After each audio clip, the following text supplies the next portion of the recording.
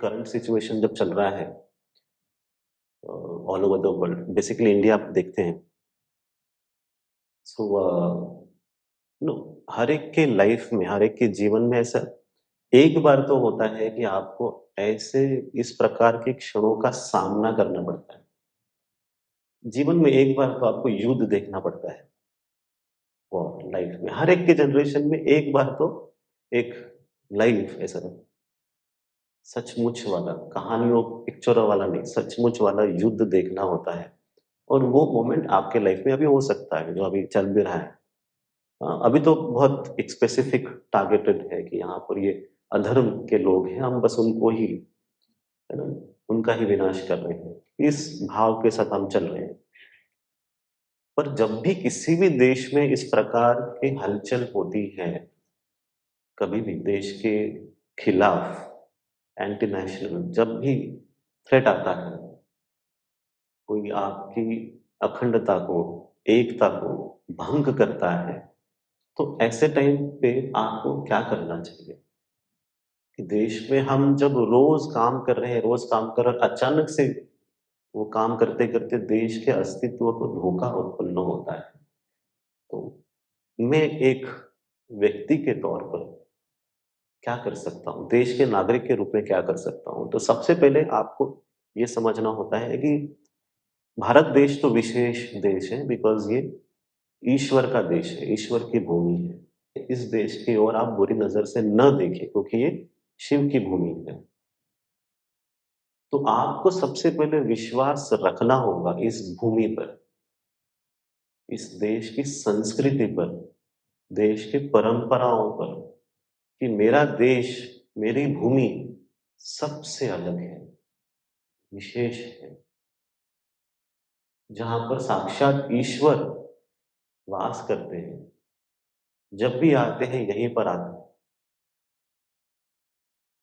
देवभूमि अगर संपूर्ण पृथ्वी पर है तो ये अपना ही देश है। इसे आप सभी अब याद कर लीजिए कि ये मेरा देश है और मेरा देश विशेष है, खास है। संस्कृति, परंपरा, वो भी क्या, प्रेम, अपनापन, ज्ञान, वेदों के कालों से, मतलब आप बहुत 10,000 15,000 के उसके भी पहले, अभी तो हम 14,000 का साइकिल लेके चलते हैं, वेद तो मतलब बहुत पहले से। तो उन सभी ऋषि मुनियों पर विश्वास रखें, वैदिक ज्ञान पर विश्वास रखें, ईश्वर पर विश्वास रखें, त्रिदेव, त्रिदेवियां, सभी यहीं पर है।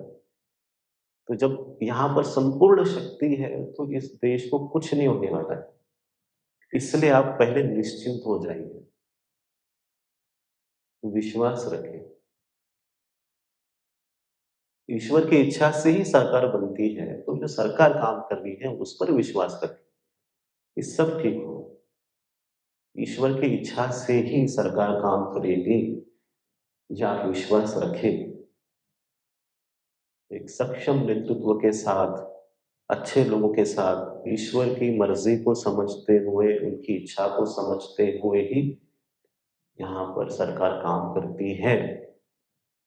इस पर आपको विश्वास करना होगा। तो ये विश्वास जो फैक्टर है, सबसे पहले आपको सभी को इसके ऊपर काम करना चाहिए कि जब भी कहीं पर भी गड़बड़ी होती है देश में, खास तौर पर इसको पहले समझिए कि ये मेरी भूमि है, ये मेरे ईश्वर की भूमि है, ये मेरे ईश्वर का सरकार है, ये जो काम कर रही है। तो जो ईश्वर की सरकार है वो काम कर रही है, तो मुझे भय किस चीज का? और जब हमने काम किया, मैत्रीभूत परिवार ने ऐसे ही काम किया है, सभी अपने हैं, भय रखा ही नहीं, तो इसलिए कुछ कभी हुआ ही नहीं, काम तो कर ही रहे। लोग पूछते हैं कि ऐसे आपने एक भारत हम भारत काम किया, आपको कहीं से किसी ने फोन नहीं किया, बोला नहीं किसी ने कि मत करो, बंद करो, या आप कैसे, आप सभी को साथ में लेके चल रहे हैं? बोला आपको किसी का फोन नहीं आया, तो किसी ने रोका भी नहीं है, टोका भी नहीं है। ये शायद आप अपने विचारों में सोच रहे हैं कि हम ये काम नहीं कर सकते, वो काम नहीं कर सकते। अगर विश्वास रखेंगे तो आप सब कुछ कर सकते हो। तो पहले विश्वास इस भूमि पर, ईश्वर पर, सरकार पर, कि ये सब ठीक रहेगा। ईश्वर की मर्ज़ी से, ईश्वर की इच्छा से सब कुछ ठीक होगा। दूसरा ये होता है कि अब हम नागरिक के रूप में क्या कर सकते हैं अपने देश में? तो नागरिक के रूप में हमें ये देखना है कि हमारे देश की जो नींव है, फाउंडेशन क्या है, देश की नींव क्या है कि एकता, है ना? विविधता में एकता, कि हम अनेक हैं, डाइवर्सिटी, बहुत बहुत सारे हम लोग हैं, पर हम यूनाइटेड हैं, हम एक हैं। तो जो एकता का भाव है कि हम एक हैं, एक भारत, हम भारत जब बात करते हैं, हम एक हैं, उसे बनाने की कोशिश करना। क्योंकि होता क्या है कि ऐसे टाइम पे अलग-अलग विचार आते हैं, अलग-अलग विचारधाराएँ आती हैं। उस वक़्त पर आपको एक ही करना होता है कि हम सब एक हैं, क्योंकि जब आप एक संघ होते हो, तब एक शक्ति के रूप में आप अपने देश के लिए योगदान दे सकते हो। इसीलिए हम सबको एक संघ रहने की कोशिश करना होता है। एक संघ रहने की कोशिश करना होता है कि हम एक ही देश के वासी हैं। हमारा जन्म इसी देश में हुआ है, इसे हमें समझना होता है। हम एक संघ, एक भारत, हम भारत हैं। इसकी अखंडता बनी रहे, एक परिवार के रूप में बने रहे। तो इसके लिए जो आप कर सकते हो, आपको करना चाहिए। तो तीसरे स्तर पे क्या आता है कि जो इस एक परिवार को तोड़ता है, तोड़ने की कोशिश करता है, भेद निर्माण करता है, उसे दूर करना या उसे ठीक करना या समझाना कि एक परिवार है, इसमें आप भेद निर्माण मत करो। तीसरे स्तर पे ये आता है कि हम भेद को मिटाएँ। जब हम एकता स्थापित कर रहे हैं, तीसरे स्तर पे हम भेद भी मिटा रहे हैं कि हम कोई अलग-अलग, भिन्न-भिन्न नहीं है, आप इस देश के हैं, सभी देश के हैं। आपकी भी प्रायोरिटी, प्राथमिकता आपके जीवन में राष्ट्र होना चाहिए। हमारा तो मत ये होता है कि जब आपके सामने जो कॉलम आता है ना, जब फॉर्म्स में धर्म का आता है कॉलम, तो वहाँ पे खुले दिल से राष्ट्र धर्म लिखना चाहिए कि राष्ट्र धर्म ही है, हम एक ही देश के हैं और सभी का एक ही धर्म है, राष्ट्र धर्म। ये इसी हिसाब से बनना चाहिए।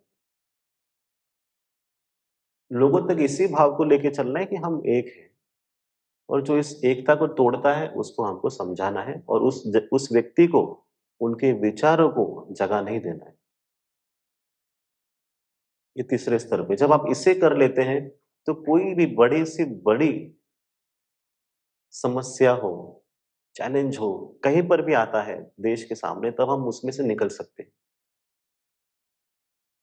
खुद भी निकल सकते हैं, समाज को भी हम मार्गदर्शन कर सकते हैं कि आप इसी तरह से इस जगह से निकल सकते हैं, अगर हम एक बने रहें तो।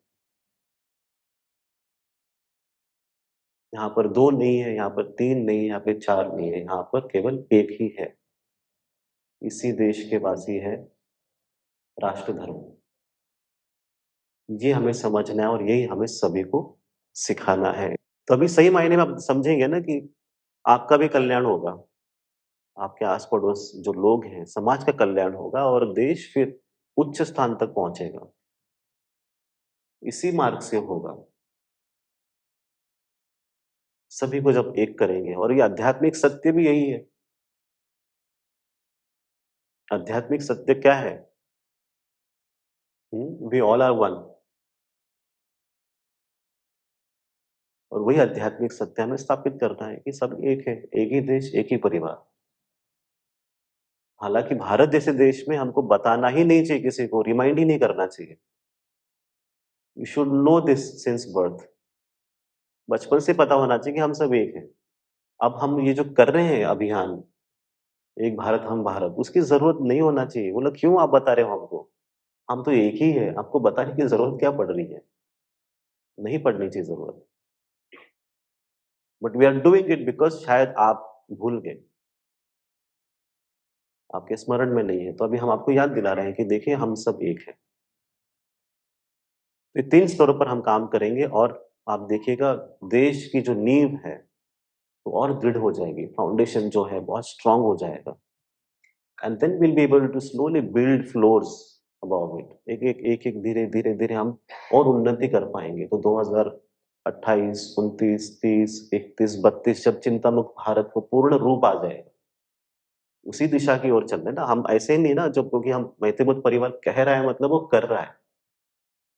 ये सिर्फ अभियान नहीं है, प्रोजेक्ट नहीं है। चिंता मुक्त भारत, एक भारत हम भारत, ये प्रोजेक्ट नहीं है, ये जीवन है, जीवन। तो मैत्रीबोध परिवार इसको अपने जीवन के हिसाब से देखता है, और वो कुछ भी हो जाए, वो संकल्प पूर्ण होगा ही होगा। जो संकल्प है, वो खुद ही वहां पे जाने वाला है, वो खुद ही पूर्ण करने वाला है।